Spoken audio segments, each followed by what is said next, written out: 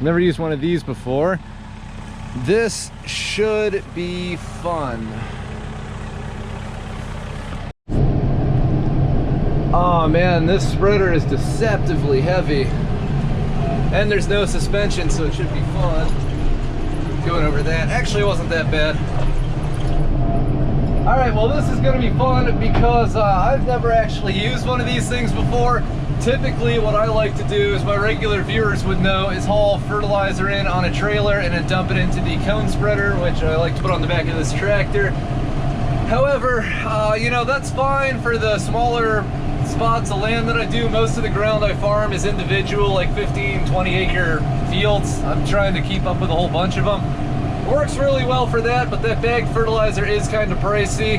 And up here, we're actually fairly close to the place I rented this from. And also, instead of being 15 or 20 acres, this is almost 60. So I decided I was going to break down and use one of these things. This is going to be interesting. There's about a little over 5,000 pounds of fertilizer in this, plus the weight of that buggy.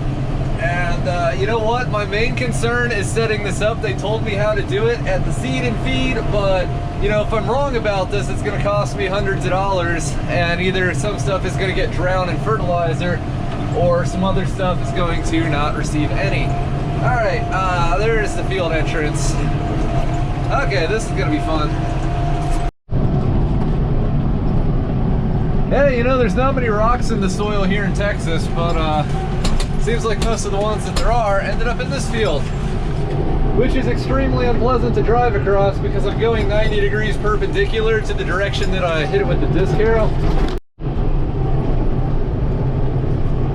And this is extremely unpleasant to drive across because we were going 90 degrees perpendicular to the direction that I went through with the disc. So we're hitting all these little ridges and everything. But anyway, yeah, got to figure out how this works or make a mistake for y'all's entertainment that'll cost me hundreds or possibly thousands of dollars. This should be fun.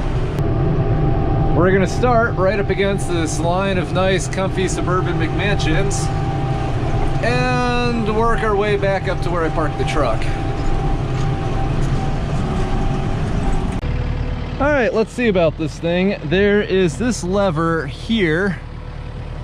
What does this do?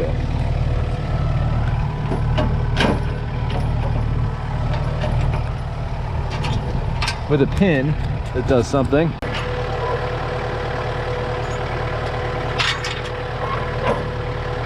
Is that it? That can't be it. Oh, I see. It goes like, it goes in also. That's what the spring is for. Yeah. All right. Now we're in business. Okay.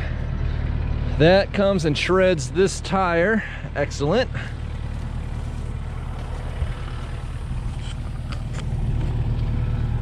And then there's this trailer jack, which we lift up and it opens that gate. And I need this to be, oh, I see some coming out. That is pure money.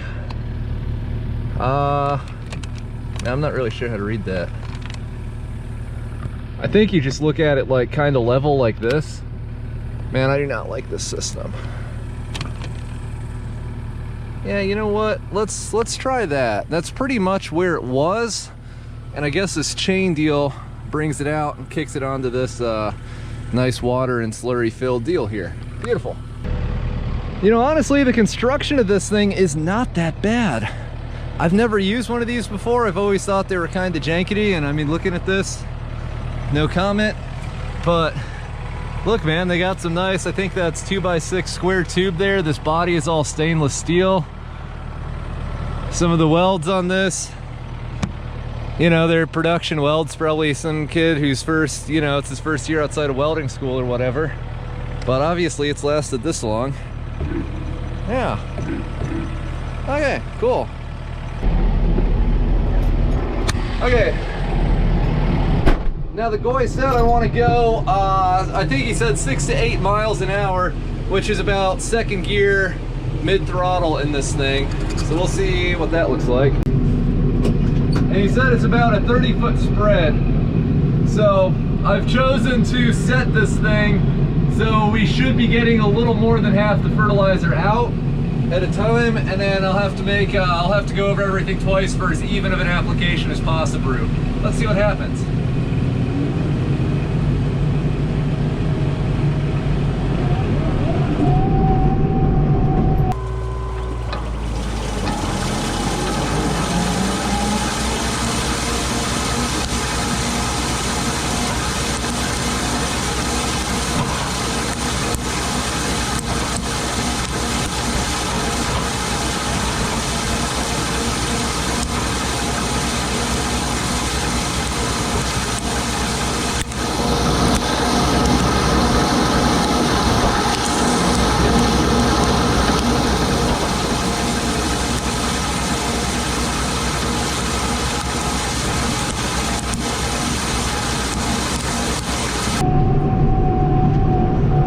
Yeah, it's turning and it is throwing a little bit out. Not much though. Guess we gotta go faster.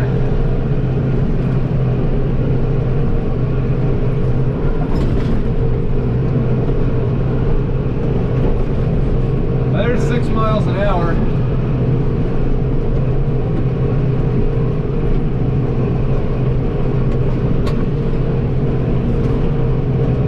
That's not so bad.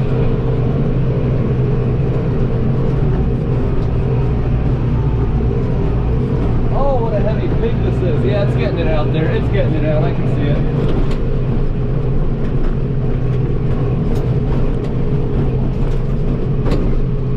Yeah, this is, you know, I was planning on going over this field with the drag harrow at least once, maybe twice. But, you know, if I wasn't planning that before, I would be planning that right now. Yeah, we're doing it. Sweet. Excellent.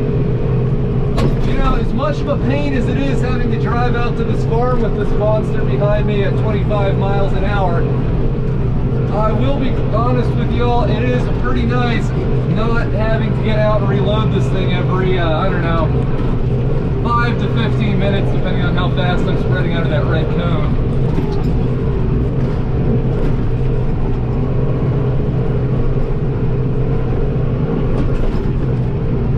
I usually like to spread below the recommended rate. Like if I need 100 pounds of fertilizer per acre, I'll set it to like, you know, maybe 60 and then start crisscrossing again the opposite direction over the field. So that way things get evened out. And if I miss patches or areas or anything along those lines, it, you know, it really helps to get even coverage that way. So right now we're just cruising along. It's getting it done. It's not a bad job. This part of the farm, I tilled up maybe 3-4 days back, and you can see all this sod is finally dying. So, yeah, pretty happy. Oh, what a pain.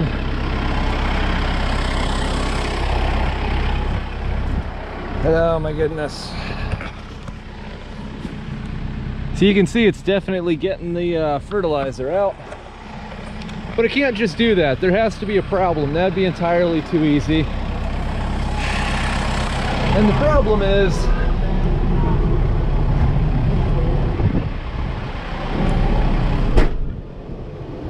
that the chart on this thing, that the chart on this spreader is not correct. I set it a little below what it was supposed to be, and I drove a little closer between the rows, and then I started going over things twice. I'm like, all right, this should be pretty much empty, right? I didn't actually look in the top of this thing when I got it, so I don't know how full it was when I picked it up. But I peel back that tarp a little bit, and it's almost full. Still, after all of that, it is almost full. So that means that chart isn't off by like, you know, 10%, or it means it's off by like 80%. You know, it's kind of frustrating. I guess I should have checked it sooner. Ultimately, it's my fault, but it's kind of frustrating because you learn that there's certain things within agriculture that simply don't exist.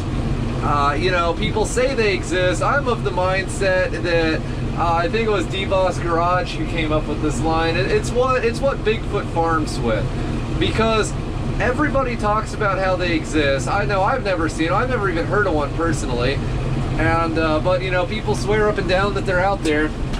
And these things include a fertilizer spreader with an accurate chart, because I've used no less than 4 fertilizer spreaders.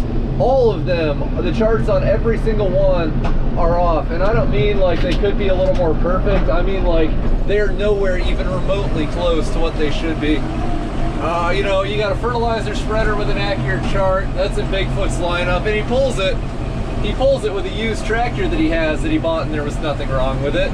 And then, you know, once the seed starts coming up, he drives out to his field to check it out in a 6.4 diesel with over 200,000 problem-free miles. Like I said, everybody swears up and down these things exist. I know I've never seen them, but I guess they're out there. Anyway, it's such a blast driving over this freshly plowed field, which is more or less consistent with the surface of the moon. Now that I've been doing it for several hours, and I've spread like, you know, 20% of the fertilizer, so this should be fun. All right, so I managed to get all of that fertilizer spread yesterday, and I dropped off that little buggy thing back at the place where I bought the fertilizer. They were closed, and hopefully it was still there this morning. I think that it will be, but still, you know, it's in the back of my mind because that thing probably costs thousands of dollars to replace. Anyway, I am happy to say that the fertilizer was spread. I am not happy with the performance of that buggy because, you know, a quick rundown of yesterday is I set this thing. There's a gap on the back of it that the fertilizer comes out of. It was supposed to be set to, I believe, 3/4 of an inch. I set it to a little over a 1/2 inch and then planned to not spread out the passes that I took quite as far, so I was hoping that would help things even out. So I go over the entire place, all like, you know, 50+ acres that I'm trying to fertilize, and I'm like, man, you know, this thing is pulling about the same across this field as it was when I started. I wonder if it just, you know, weighs so much that thousands of pounds of fertilizer in it don't really make that big of a difference. I don't think so. I wonder what's going on with this. So I take a look at this thing. I peel back the tarp on top of it, and after going over everything, it is almost completely full of fertilizer still. So I crank open that handle a lot more. I crank open that gap to about twice what it was set at, and then just fertilizer going everywhere. But it was finally getting out at this point, and then I went over everything between 2 and 3 times, and I got as close to an even spread as possible. I think that my kind of figuring out solutions to that problem as I went about as well as it could. But the main problem is the drive on that spreader. It's, you know, they're ground driven. There's that thing that looks like a hamster wheel that rubs on one of the tires.